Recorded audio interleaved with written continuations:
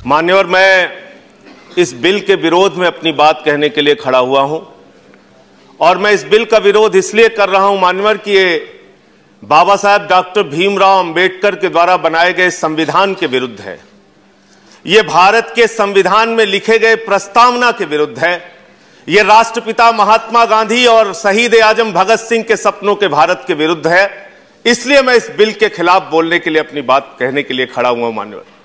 मान्यवर, आपके सामने अभी कहा गया सत्ता पक्ष के द्वारा कि पाकिस्तान में रहने वाले हिंदुओं की चिंता है, अफगानिस्तान में रहने वाले हिंदुओं की चिंता है। आपके सामने कहा गया मान्यवर कि जो माइनॉरिटीज बांग्लादेश में हैं उनकी चिंता है।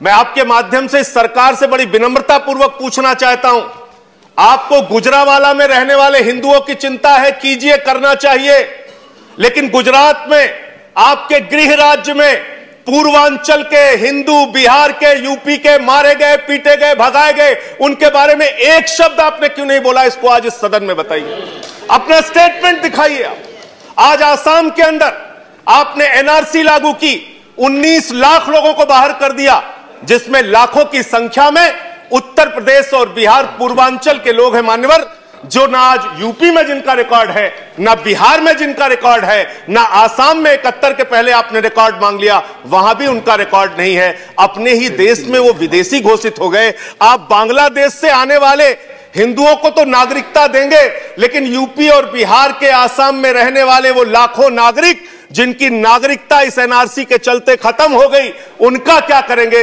इस बिल में आपने उसके बारे में कुछ नहीं किया। आपने कहा पूरे देश में आप एनआरसी लागू करना चाहते हैं, घुसपैठियों को भगाना है।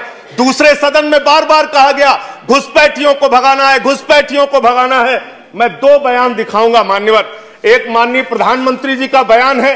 यह बयान मान्यवर है 28 सितंबर का, जो अमेरिका में शेख हसीना जी प्रधानमंत्री जी के साथ, जो बांग्लादेश की प्रधानमंत्री है, उनके साथ मीटिंग करके हमारे प्रधानमंत्री जी ने कहा कि NRC will not impact Bangladesh, NRC Bangladesh पर कोई प्रभाव नहीं डालेगा। दूसरा बयान है विदेश मंत्री जी का। यह बयान इनका है माननीय 20 अगस्त का, ढाका बांग्लादेश में विदेश मंत्री जी ने कहा, एस जयशंकर जी ने, कि एनआरसी जो है वो हमारा इंटरनल मैटर है, आंतरिक मामला है।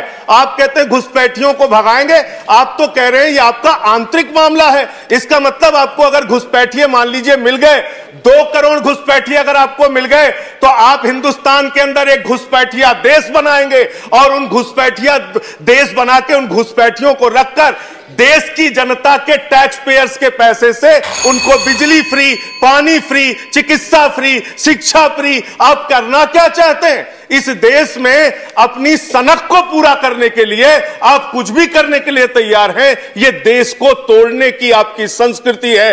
हिंदू धर्म जिसको हम मानते हैं, जिसको हम जानते हैं, वो वसुधैव कुटुंबकम की बात कहता है मान्यवर। वो कहता है पूरा विश्व हमारा परिवार है। हम उस अवधारणा को, उस धर्म को मानने वाले लोग हैं। हम किसी के साथ भेद और नफरत की बुनियाद पे हिंदुस्तान को नहीं बनाना चाहते। 2-3 बात यहां पे कही गई। यहां कहा गया मान्यवर हिंदू माइनॉरिटीज के साथ अत्याचार हुआ।